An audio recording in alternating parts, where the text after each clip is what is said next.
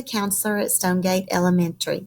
And today we're going to talk about some tips and strategies to help your child improve their active listening skills. Listening is an important component to learning.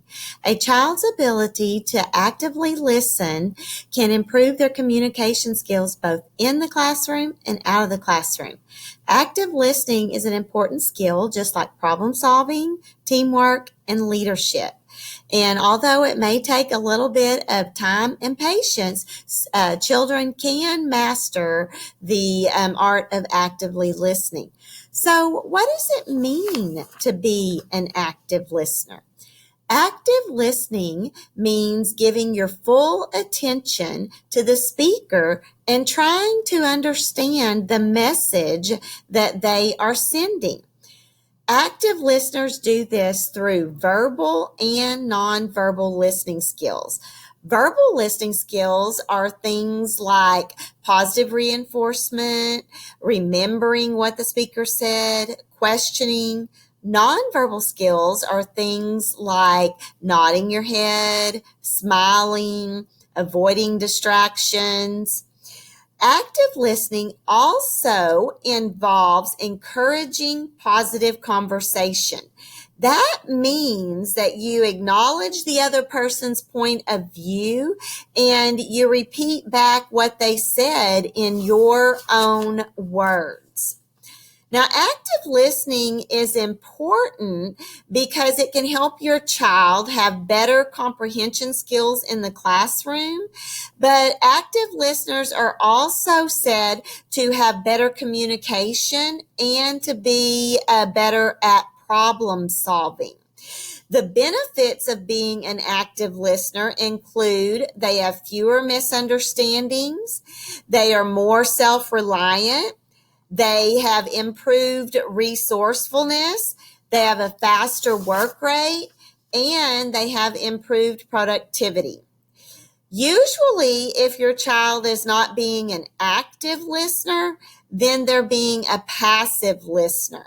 Passive listener is simply just hearing what the speaker is saying, and you're not really retaining the information that's being said. Usually someone who is a passive listener is easily distracted. At home, someone who's being a passive listener might easily be distracted by a TV show that's on. If it's their turn to play a video game, they're waiting to see when their turn's coming up. If they have a cell phone, they're distracted waiting to see if a friend is going to text them. So usually passive listeners can be easily distracted. But active listening requires the listener to understand the point that the speaker is trying to communicate. Becoming a better listener is an important skill that children need to develop and practice. So how can you help your child at home improve his or her listening skills? Parents can teach children how to become active listeners by actively listening themselves.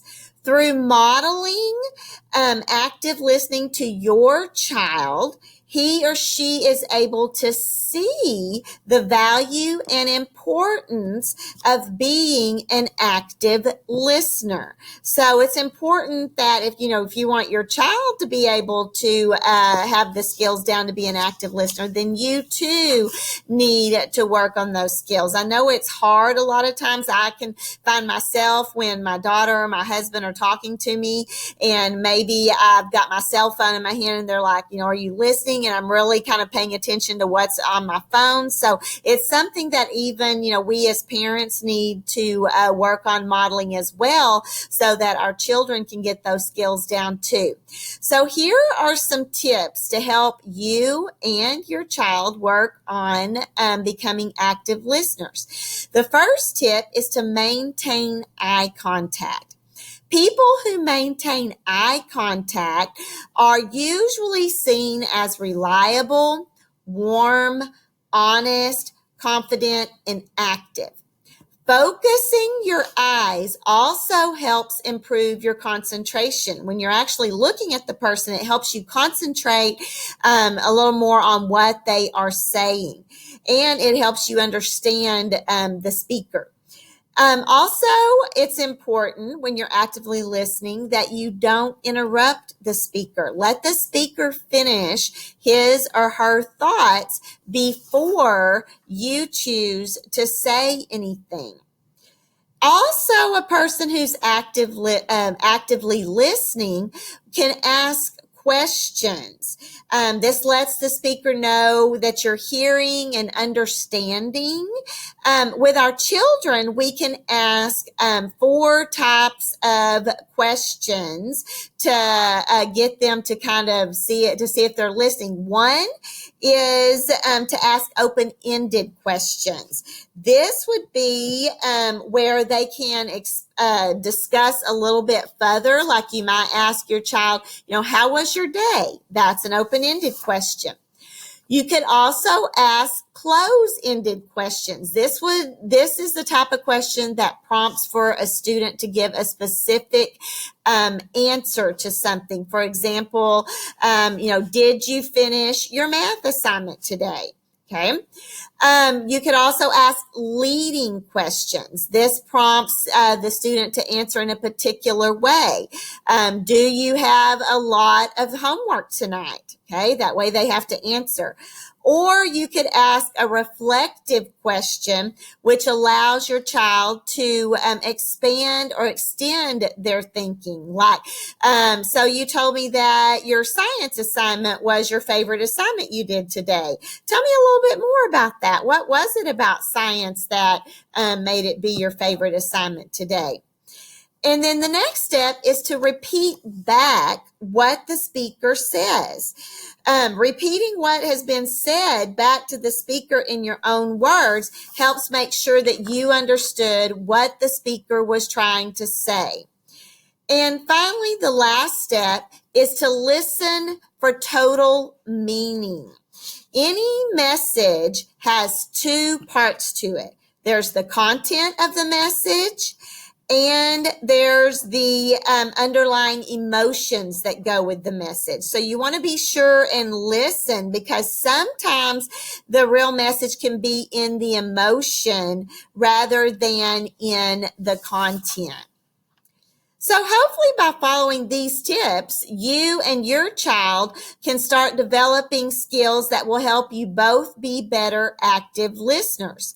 There's also some different games and strategies that you could use at home to help you and your child be better listeners.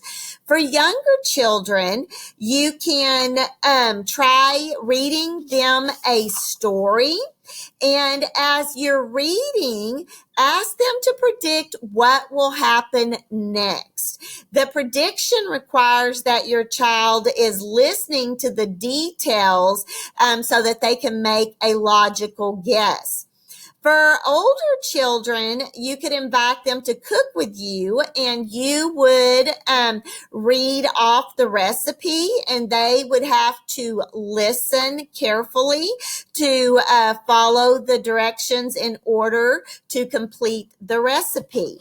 Another strategy that children and adults alike will usually play to help work on their listening is the telephone game. And I'm sure that's one that a lot of us are familiar with, in that you start with, you have a group. If you just have a family of 3 to 4, you could do it with 3 to 4. If you have a bigger, you could use more, but you start by whispering a sentence to the first person, and that person passes it on until it gets to the last person, and you can see what the sentence says to see if it changed or if it stayed the same. That's a great way to work on some listening skills. Another fun one for younger children is to find a short story that you could read to them. And as you're reading it, read it to them the first time, then go back and read it a second time and make some changes, and ask the child to raise their hand or give a thumbs up if they notice a change that you made, to see that they are actively listening. It takes a lot of concentration and determination to be a better listener.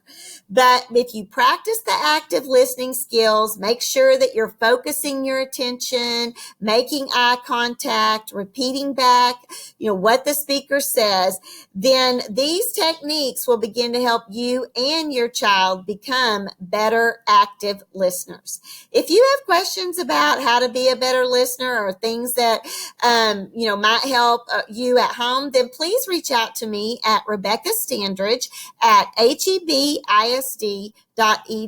That's REBECCASTANDRIDGE at hebisd.edu. Thank you and have a great day.